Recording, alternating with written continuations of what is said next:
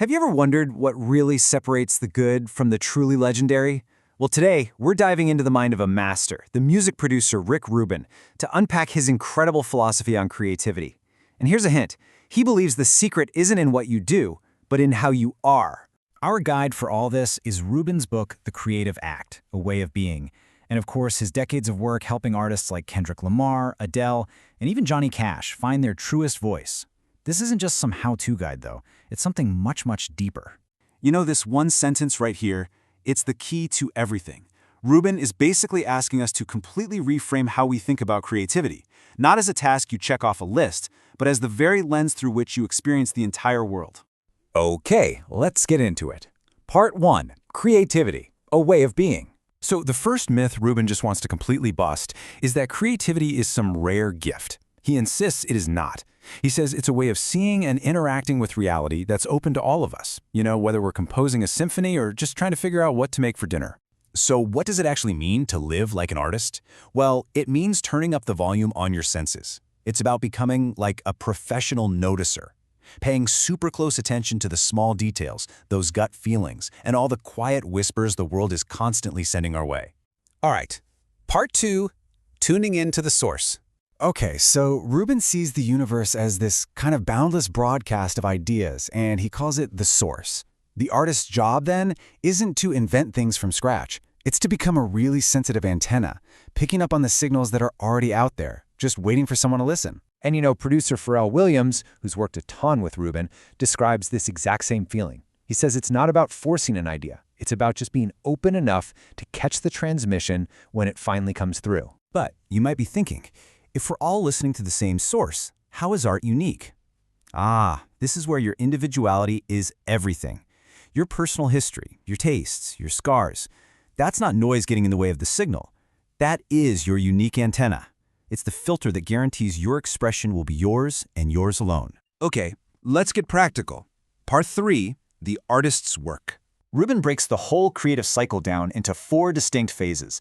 It all starts with awareness, where we collect seeds. Then we get to play around in experimentation, we build in the craft phase, and finally, we learn to let go during completion. That seed phase is all about pure, heightened awareness. You're simply a collector of overheard conversations, of strange dreams, interesting colors, whatever. And the single most important rule, no judgment. Don't ask if an idea is good or bad, just gather the potential. And yeah, that whole process is completely unpredictable.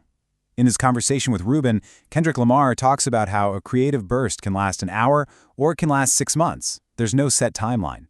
The artist's job is just to be ready when the seeds arrive and give them whatever time they need. On to Part 4, breaking rules, building trust. Now think about this distinction, because it's a big one. A craftsman knows the destination and follows a map to get there, right? But an artist starts with only a question and ventures out into the unknown. The goal isn't perfect execution of a plan. It's being open to all the surprises the journey reveals. So the big takeaway here is that rules are really just suggestions in disguise, and following them blindly just leads to average results. Real, groundbreaking art emerges when you amplify what makes you different, when you see past the established way of doing things to discover something totally new. And this is exactly why collaboration and trust are so vital. As Pharrell explains it, the role of a producer or a collaborator or even a good friend is to gently push you outside your comfort zone to help you see past your own self-imposed rules. And for that to work, you have to trust them completely. Okay, this is a big one. Part 5, the art of finishing or letting go. First things first, we have to completely redefine what success even means. According to Rubin, it has zero to do with sales or reviews or likes.